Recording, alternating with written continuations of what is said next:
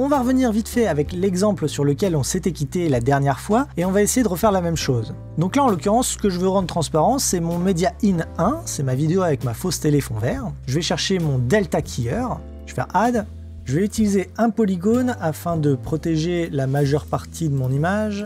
Mon masque, je vais donc le connecter au Solid Matte de mon Delta Keyer.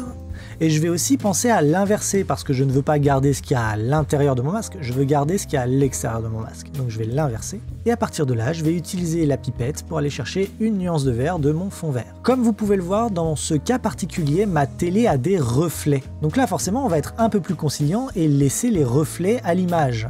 Le tout, c'est de se concentrer sur les cheveux des gens qui passent devant mon fond vert. C'est ça qu'on va vouloir aller protéger au maximum. Je pense qu'ici, c'est pas trop mal. Et là, comme avant, on va aller peaufiner notre masque. Donc on va aller dans l'onglet mat et on va encore une fois jouer avec l'onglet Threshold. Vous voyez que là, j'ai un petit peu de gris ici. Donc je vais baisser légèrement. Tout a l'air ok.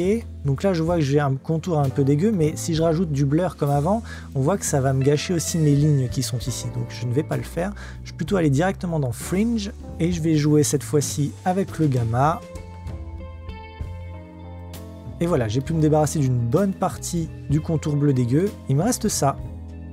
Alors, c'est loin d'être parfait, notamment parce que c'est une vidéo en très mauvaise qualité que j'ai chopé sur YouTube, donc le bitrate est à chier, et c'est du 1080p. Tout est à chier avec cette vidéo-là, donc j'ai plein d'artefacts qui apparaissent, mais au moins vous avez la méthode.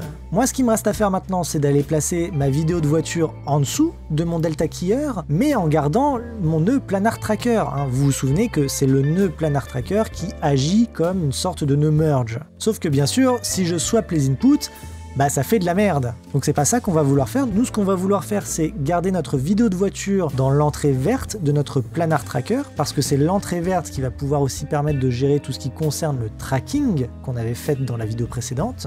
Et donc pour pouvoir remettre mon Delta Keyer au-dessus de ma vidéo, je vais simplement prendre le tout, l'amener au-dessus, et le connecter via un nœud merge au-dessus de mon planar tracker. Et comme vous pouvez le voir, rien ne s'affiche. Mon nœud planar tracker, comme tous les autres nœuds de type merge, il va être un petit peu capricieux. Parce que comme il n'y a plus rien qui rentre en arrière-plan, il va pas comprendre et il va juste rien afficher. Pour remédier à ça, je vais juste rajouter un nœud background que je vais faire rentrer à l'arrière-plan de mon planar tracker. Et je me retrouve avec mon incrustation telle que je l'avais faite et ma vidéo de voiture qui reste bien traquée dans ma fausse télé. Voilà, encore une fois je le répète, c'était loin d'être complet. Faire de l'incrustation fond vert, c'est un boulot à part entière et il y a forcément plein de paramètres de ce nœud Delta Keyer que je n'ai pas abordé. Mais maintenant au moins vous avez les bases, je vous encourage vraiment à aller checker des tutos sur YouTube et à étendre vos connaissances sur le sujet. En ce qui concerne cette vidéo, c'est la fin. Sachez que dans la prochaine, on va aborder les modifiers. Sur ce, je vous souhaite une bonne journée, une bonne soirée. Ciao!